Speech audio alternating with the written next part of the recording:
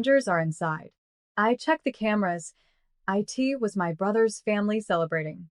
That's when I dialed the police. My name is Madison Clark. I'm 29. And if you think you know how this ends, stay tuned. What happens when the keys you've worked your whole life for are stolen before you even touch the door? The camera feed flickered on my phone. Balloons, laughter, plates clinking. My brother's kids running across my polished hardwood floors. My sister-in-law holding a glass of wine like she owned the place. And my brother, standing tall in the middle of it all, grinning, giving a toast as if this house was his kingdom. My kingdom. The house had been my silent obsession for years. The one with ivy curling over white stone. The one perched just outside the city, with the lake shimmering at sunset. I had worked double shifts, sold my car, lived off ramen for months just to scrape the down payment together. No one knew I closed the deal. Not even my parents. Especially not my brother. And yet, there they were, celebrating inside. As if my sacrifices, my secrecy, meant nothing. My chest tightened as the laughter on the feed grew louder. My neighbor hadn't exaggerated. They weren't just inside. They had invaded, settled, claimed. I pressed call, on the police line with shaking hands, my voice steady only out of fury. Yes, this is Madison Clark. I own a home on Lakeshore Drive. There are intruders inside. Do you know them? The dispatcher asked. I stared at my brother's smug face on the screen. Yes, I whispered. I know them too well. As I ended the call, one thought burned like wildfire. They thought I wouldn't find out. They thought I wouldn't fight. But this house had my name on it. And tonight the truth would too. The red and blue lights hit the driveway before I could even steady my breathing. From my car across the street, I watched as two officers approached the front door. Inside, through the glow of my phone's camera feed, I saw movement. My brother's wife rushing to hide the wine glasses, the kids shushed and pushed upstairs. Then my brother opened the door, wearing a smile I knew too well. The one he used when he thought charm could erase theft. Evening, officers, he said smoothly. Can I help you? They asked for proof of residence. He stuttered, feigning innocence. This is family property. We've been here for years. Family property? My jaw clenched. That's when I stepped out of the car, folder in hand. The deed, the mortgage documents, the closing papers, every signature, every dollar traced back to me. The cool night air bit at my skin as I walked up the driveway. My brother's smile vanished the second he saw me. This is my house, I said, my voice cutting through the night. Not yours. Not ours. Mine. The officers glanced between us. One took the folder, flipping through the certified documents. The other turned to my brother. Sir, unless you can show proof, you'll need to leave. For the first time, I saw fear flicker across his face. His hand tightened on the doorframe, knuckles white. My sister-in-law appeared behind him, her voice shrill. This is ridiculous. She's lying. But the paperwork was undeniable. The officer handed it back to me with a nod. Ma'am, you're the legal owner. Do you want them trespassed? My brother's eyes locked on mine, daring me to humiliate him in front of his family, the neighbors, the law. My chest ached, but my resolve hardened. Yes, I said. Trespass them. And just like that, the house that had been filled with their laughter fell silent, emptied under the weight of truth. But as their car pulled away, I knew this was only the beginning. Because thieves don't just surrender. They plot. And my brother had just lost his crown. By morning, the fallout had already begun. My parents called first, voices sharp and accusing. Madison, what did you do? Kicking your brother out like that? Making a scene in front of the neighbors. I almost laughed. What did I do? He broke into my house. He threw a party in a home he didn't buy, didn't earn, didn't even know about until last night. But reason never worked with them. To them, my brother was golden. I was disposable. Later, the text came, a barrage from my sister-in-law. You embarrassed us. The kids cried all night. You'll regret this. Every line was guilt dressed up as blame. But I didn't bend this time. I couldn't. Instead, I opened my laptop and logged into the home security system. Footage poured in. My brother toasting with wine, boasting about finally upgrading his life. The kids running wild through rooms I hadn't even furnished yet. Proof stacked on proof. Every frame another nail in a story. That night, I drove to the house. The silence inside felt holy. My footsteps echoed on the polished wood. The walls smelled of fresh paint, untouched, unsullied. And yet, their presence lingered, like smoke after a fire. As I stood in the living room, I replayed one clip on my phone, my brother raising a glass. Here's to us, finally moving up in the world. It wasn't just trespassing. It was claiming, pretending, erasing me. I sank onto the staircase, heart pounding with something colder than anger. Clarity. This wasn't about a house. This was about history repeating itself. The same story of them taking, me giving, and everyone pretending it was fair. But this time, I had proof. I had keys. I had walls that held my name, not his. And I swore on every brick of that house. He would never steal from me again. Not my home. Not my future. Not my voice. The next week, my brother made his move. He showed up at my office, all polished charm and fake smiles, like he hadn't been escorted out of my house by police days earlier. "Madison," he said, leaning on the reception desk, "we need to talk. Privately." I led him into the conference room, papers clutched tight in my hands. He didn't wait to sit down before starting his speech. "You can't keep that place all to yourself," he said smoothly. "It's too big, too expensive. Mom and Dad it." His eyes darkened. The mask slipped. "You've always been selfish. I've carried this family for years, and you—" I cut him off, tossing the folder onto the table. Inside were the deeds, the mortgage contracts, the police report. Carried this family? With what? My paychecks? My credit score? My sacrifice. He flinched at the police report, the ink still fresh from the officer's pen. His jaw tightened, but he tried to recover. "If you go public with this, it'll ruin us. Mom and Dad's reputation, mine, everyone's. You don't want that, do you?"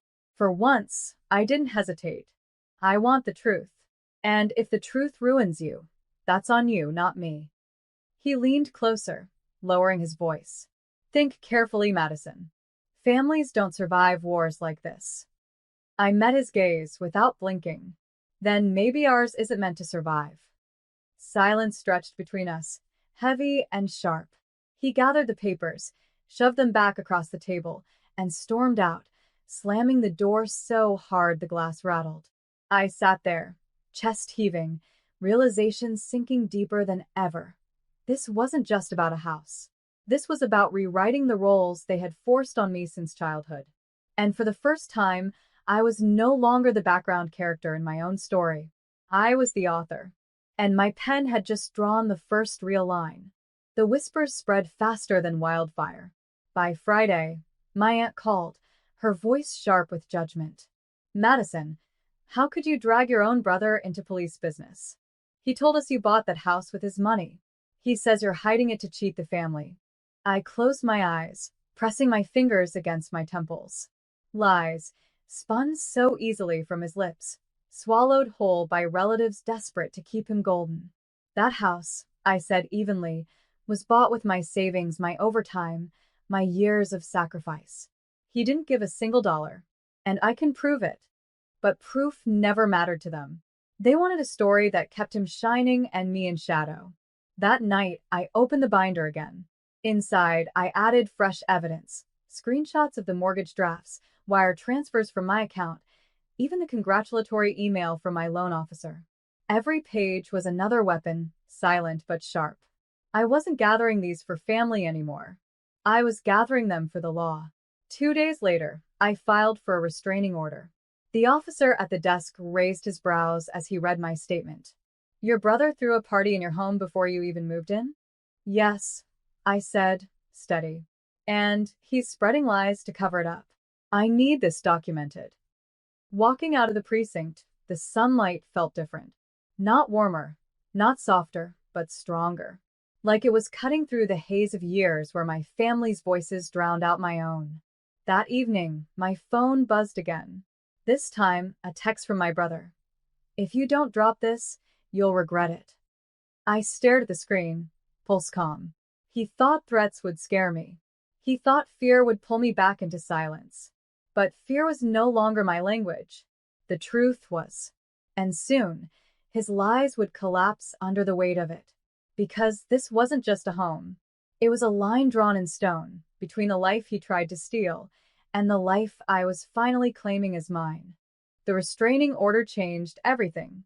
For the first time, I slept through the night without waking to phantom footsteps or imagined knocks on the door. The house was mine, fully mine, and the silence that once felt heavy now wrapped around me like armor. But my brother didn't disappear. He shifted tactics. Posts appeared online, carefully curated photos of his family squeezed into their cramped rental, captions dripping with martyrdom. Some people hoard wealth while their own blood suffers.